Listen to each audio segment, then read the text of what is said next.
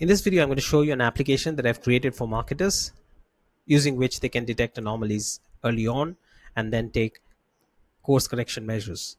So, what does anomaly mean in the context of performance marketing? An anomaly is nothing but an unusual data point in whatever that it is that you're measuring, whether it is sales or performance or contribution margin or conversion numbers, anything at all like revenue.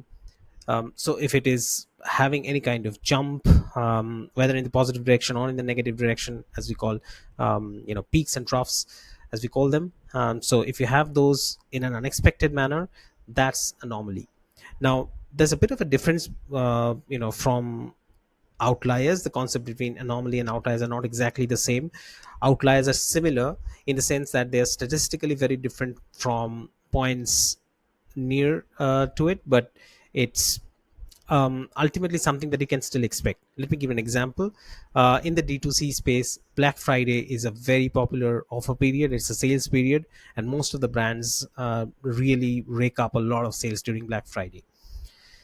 So that is an outlier. All those points are actually outliers. So suppose you have very high conversion numbers during certain days of Black Friday period, but those are not anomalies because that's something that's expected. Anomaly is when you don't expect it. Okay, so it's not just in statistical sense, but also from a business logic point of view. An anomaly is very unexpected.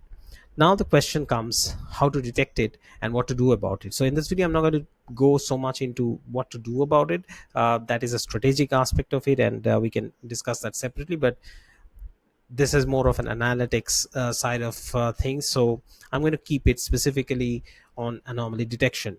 So this app, by the way, requires two data points primarily. I've kept it very simple. So just two columns of data. One is a time or date column, and the other one is a sales lift. But this is, again, this can be anything else. Like I said, so this is a KPI column essentially. By sales lift, I simply mean how much from the previous period has there been a rise in sales. So it can be a positive or a negative number, and it's in terms of percentages or decimal points. So a 20% increase from the previous period or 30% decrease from the previous period, like so. So it can be 0.2 or minus 0.3, like that. So time period, and it's a continuous numeric column, and that's it. And it's good to have like more than 50 time points, and it's good to have monthly, it could be monthly or daily data. It could also be yearly data, but obviously the more granular it is, the better will be your analysis. Now the methods that have been used in this app are ADTK. Both are basically Python based methods. So ADTK is one Python package, and there's PYoD, which is a very comprehensive machine learning based package. ADTK is a relatively simpler method. It is a rule based method. It flags values above or below defined thresholds, as simple as that. So you define a lower threshold, you define a higher threshold. If it is beyond any of these two, it's going to flag that point as an anomaly, as simple as that. So it's hard coded. You actually provide that data, those numbers, those higher and lower thresholds. The pros, obviously, very simple, very fast, and very interpretable, right? It's very easy to explain to someone. If you have some numbers from a business logic point of view that you think are anomalous, that are going to be anomalous points, or the thresholds for that, and anything beyond that will be anomalous, then you should, then that's it. That's the interpretation. The problem, of course, is to come up with those points in the first place. And like I said, these cannot just be outliers. And if you are setting it too low, then you're probably, raising false alarms, right? Because the whole point of this exercise, by the way, is to create an automated system. Again, this can be extended through AI agents or any other simple automations. By the way, AI agents are only, today's kids. Automation has been around for a while, but anyway, the point is, you can have any detection system and alert system as well. It can, directly send a message to your Slack or to email or whatever. But the point is to detect it and have an early action point, an action mechanism system. But again, if you're setting it too low, then you're probably just raising false alarms, right? I mean, those are not supposed to be anomalies at all, and probably they're expected and all. So the cons, of course, is that it's also not contextual, right? So you are defining it, so it's not very self-aware as a system. It's completely user provided, user nudged. Also, there could be hidden anomalies that it's not going to understand, because you are only providing certain points, but you may not know the system. It's not reading anything from the data itself. but it's still visually very powerful, very simple, and very quick to interpret. So if you have some confidence in some numbers, you can actually provide that. PYD is a Python based system, and it uses several machine learning algorithms. K nearest neighbors, or KNN, is one of those algorithms that I have actually shown here, but there are several other algorithms. I'll just walk through a couple of them again in just a moment, what other possibilities are there. But it's a very powerful, potent mechanism. And PYD, by the way, stands for Python outlier detection. So it's as simple as that. Again, it's using the word outlier, but like I already explained, outliers are slightly different from anomalies. The pros: this is context aware, this is contextually aware. I mean, I'm actually obsessed about trying to find out the best contextually aware detection, anomaly detection systems. And it's an unsupervised method, meaning that there are no labels. The data doesn't come labeled from beforehand. This is again a machine learning concept. Labeling means whether or not the outcome variable, in this case is sales lift, you don't already have it labeled as whether it's an anomaly or not. From there it can learn, and then so nothing of that sort is there. If it were, it would be called a supervised algorithm. No need to get into that. The point here is that it's adaptive and it's contextually aware. And the cons, well, less interpretable, right? So it's two sides of the same coin. So it's a more complex method. So the greater the complexity, the lesser the interpretability. But sometimes complexity is required. It will understand from its data itself. And again, if it's more complex, there's also the possibility that it's going to take a little bit more time to learn and sort of execute. The data set that I'm going to use is only going to have 71 points, and as I'm going to just show you several months of data, that's not going to be very slow at all. That's going to be almost equally fast. From a computational point of view, though, I mean, from a very deeply technical point of view, yes, computationally more expensive, of course, because it's machine learning algorithm after all. Now let's quickly again look at the comparison table. So distance based KNN. Now KNN specifically, as I said, this is the machine learning algorithm that PYoD is using in this case. There are several other model categories. I'm going to walk through them quickly in a moment. Distance based means that it's a similarity based measure, meaning that statistically you can calculate the difference of the distance between 2 points. That's going to give you the similarity or the lack of it, or difference between 2 points. As simple as that. And on the basis of that, they are your nearest neighbors, right? So who are the closest neighbors, how different are you from them? Based on that, you are going to be classified, if you have that data point, whether or not you're an anomaly or a regular one. Right, all right, that's the method, that's KNN. It's obviously oversimplified what I just said, but that's the basic logic that KNN uses. Threshold ADTK, by the way, uses fixed value thresholds, like I just said. And how they're flagged as anomalies, I've already said. Again, this only uses sales lift, the KPI value. For KNN, though, it also uses the timestamp. This can be changed, but in this case, it also looks at the timestamp as a factor, as one of the features of the model. It's contextually aware, this one's not, this one's interpretable, this one's less so we have talked about these points. Now let's look at we talked about KNN, and that's the one this is using, but let's talk about a couple of other model categories. KNN, by the way, is part of proximity or distance based models. So KNN, but there are other ones here, as you can see, LOF and HBOS and COF and inflow. So you can look at the documentation page for PYoD on GitHub, and you'll see that all of these have been listed there. There are linear models and projection systems, like PCA is a projection system. It's a principal component analysis that can be used. MCD, vector machine oriented models are there. Neural network based models like LSTM, autoencoders, and several others. You also have probabilistic or statistical models like ABOD, Bayesian Ridge. Ensemble models, which basically means that multiple models are being used together in the best of multiple worlds. So isolation forest, XGBoost, boosting algorithms. So plenty of options here within PYoD for outlier detection, incredibly potent. And this is of course a very simplified version of this application. If you're really serious about it, what you will probably want to have is an application which is going to have a comparison, not just in this tabular format, but in actual execution, and then choose the best among them. So you'll probably have that kind of a robust system. If you're interested in that, do let me know, or let me know in the comments. We can discuss how that can be done as well. That can be very useful actually. Now, if I look at the data set, so what I've done is I've given two demo data sets and one option to also upload one of your own. So the first demo data set, both by the way have 71 points, but they vary in one way.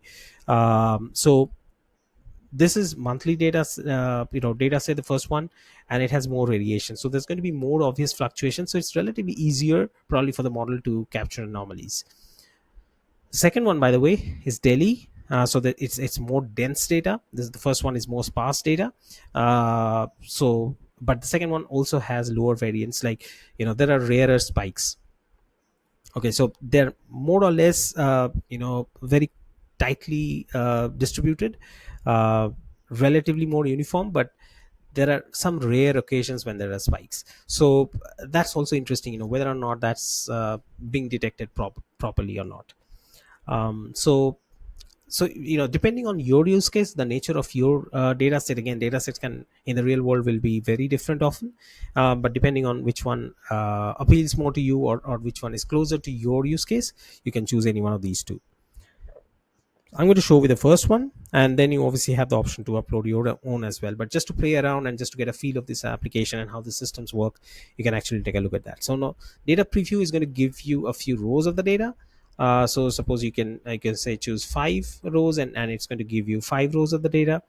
And so you can see there are timestamps and dates. Timestamps are not really necessary, but they're just there. Probably have remove them in a future version. And like I said, and this is the sales lift basically. And So there you go, sales lift, and all of these are actually in percentages. So it's like 2%, and this is 4%, and this is 12%, and like that. So that's how it is varying compared to the previous period, right? So if you were to look at actually a bigger date range, I'm sure there will be some negative ones as well. Not here up until now, but anyway, so there will be certain data points where there's going to be negative values as well, right? So it's going to decrease corresponding to previous periods. So that's how this entire thing has been organized. So yeah, anyway, so that's the way this has been plotted, and the data actually exists rather. So I'll just reduce that maybe. So yeah, you need to at least have 5 points. As you saw, this actually gave you a placeholder, right? So you need to have at least 5 rows that will be previewed, that will be given in preview for you. This is the data summary. You have the sales lift, as you can see. So the minimum value, as you can see, that's minus 0.1826. So that's when the sales lift is actually dipping. So it's less than zero, so it's actually decreasing corresponding to the previous period. And you have the minimum values, maximum values, the interquartile ranges, for different percentage values, and all of that, standard deviation as well. So that's your description of the data. You also have the number of rows, the data types, everything given out for you here. So once you upload the data, you also get an idea of what's really going on. Now if I look at the analysis, so by the way, once you've chosen this data set, it's going to go to the analysis, and it's already going to do that for you. And this is that part again. So this is where you can actually take a look at what's going on. So ADTK is there, and you can also choose from here PYoD. So you have two options here. You can select that as well, and it will give you that option in real time. So this is what it's doing. So based on the thresholds that you provide, by the way, you have the sliding bar here, so you can increase or decrease the sliding bar, the upper threshold and the lower threshold, and you can then you will get this graph accordingly, and it's going to have these anomaly points which are detected, which are given by these red points. And obviously the blue curve is your sales lift, which is your KPI curve essentially. So for different time points, as you can see, different months in this corresponding years, you have the different anomalies, and these have been detected and identified as the red markers here. And you can see that it actually makes sense. Like if it's zero point 0.7, so anything above zero point 0.7, so somewhere around here, has actually been considered as an anomaly. If I probably reduce it, it depends. If it has, you see, it's refreshing in real time, and there you go, there are more points now, right? So it's actually above zero point 0.6. That one was above zero point 0.7, so that's why the number of points actually changed. If I so it's less, if it's less than 0.05, that's only when it's going to detect it. But if I say if it's going to be less than zero point 0.2, there's going to be far more points, right? So depending on what the business logic is. So one of the things that you have to keep in mind is how you are actually able to provide these points, like these higher and lower thresholds. You have to have a business logic for selecting those points, for coming up with those numbers. It's not always easy, so that's one of the drawbacks of the system. The other thing is, this is a method which requires you to have a better understanding, like I said, of the system. Now, if you don't give those values properly, like suppose it's very low or very high, if it's suppose very low, then it means that it's going to detect far more anomalous points, right? So that's what I just showed. If it's zero point 0.6, it had more points, right? If I increase it to zero point 0.7, it's going to have lower anomalous points, lower number of anomalous points. Now, it's not always good to have too many of them as well. It doesn't make sense, because then you're just raising false alarm. On the other hand, if it's too low, the upper threshold, or if it's too high for the lower threshold in the negative sense, then also it's a problem. But that means that you're probably missing out on points which should be considered as anomalies. You've set the thresholds too extreme. So that's one of the problems, and it's coming from outside of the system, so the system is not contextually aware. Now, it actually gives out the specific anomaly points as well. So whichever points it has detected here, all these points will be listed out here as well. So there are quite a few, as you can see. um, this is the last one in 31st of March. So whatever points do get detected here, they will be pointed out in this table, so you can actually take a look at what's really going on there. Now we come to the second one, which is PYoD detection using KNN. Remember, we are using k nearest neighbors and algorithm, and this is basically using the concept of distance or similarity measures. Now, there are several ways to calculate similarity or distance, and in data science or in statistics, and these are distance metrics, like say, Minkowski distance, or Manhattan distance, or Mahalanobis distance, uh, Chebyshev distance. Quite a few of them are there. um, each of them are basically using certain statistical formula to come up with the distance measures. And what do we mean by distance? Like how similar or different the 2 points are, basically. And in this case, in the time space, right? So they're varying over time, and based on how different they are from corresponding points, they are considered as anomalies. So these 2 points, for instance, over time and in relation to the neighboring points, are considered as anomalies, right? Now, you might want to disregard the very early points and the very end points in most cases, because that's where the data is tapering off, right? So that doesn't make sense. So you'll probably consider anything in between. So it's basically considering everything at the start, at the end, as you can see, start and at the end as anomalies. So that's probably not very useful. But if you look at the other points in between, there are only three, right? And you might wonder, okay, so there were so many anomalies in ADTK, why are there so few with PYoD or with KNN? That's because of the statistical or the machine learning method, rather, that it's using. It's basically using those distance metrics and coming up with the points which are very different in relation to their nearest neighbors, right? So if you look at them closely, you'll see why. This probably, this is actually a common point, as you can see, between ADTK and PYoD. So that makes sense, because it's very different from any of the neighboring points, both the one before and the one after it. But if you look at the ones for this one, you might wonder, why is this was not indicated here by ADTK, but why is this an anomaly in the system? It's because it's very different from the point here and the point after that, right? So that's what it has detected. And it's actually using 7 neighboring points, by the way. It's not just using one. So it's using quite a few, and based on that, it's seeing whichever has very unusual and very different distance metric from its neighboring points. That's where it gets detected as an anomaly. So this one is getting detected as well. Now, you can, I'll, if you are interested, and I'll probably do that anyway in a future version, the input metrics, the thresholds can actually be changed. Okay, so those are called the model hyperparameters. So this is a machine learning model. This becomes a little sophisticated, but there are ways to actually optimize this model and make it different, and have different types of anomalous measures. That's where model customization becomes so important. Like each model, or each data set rather, requires or demands a different approach to the model and some customization. So that's where that customization can be done. It can be made very sophisticated also, where it becomes even more contextually aware and actually self optimizes. That is also a possibility. Okay, so those things have not yet done, where it sort of That's usually called a cross validation kind of a method, a CV fold kind of a method, where it's going to go through different kinds of hyperparameters, and it's going to do a grid search over them, and then it's going to come up with the best hyperparameters. Okay, so that's also something that can be incorporated in a future version. So these are the different distance based anomaly scores, and you can see the scores are they're pretty much uniform. The scores again are based on different distance metrics, and these scores are given here. So there are few scores which are very high, and then the other scores lie between those highs, those high and low scores.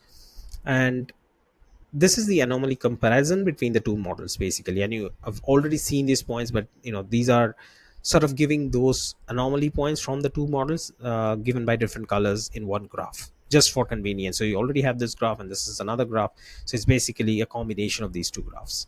So that's it, that this model, this application rather, just does that. If you want to choose any one of these two, if you only want to have PYD, it's only going to give you that. In future versions, I want to introduce other things as well, like say cats, which is by Meta.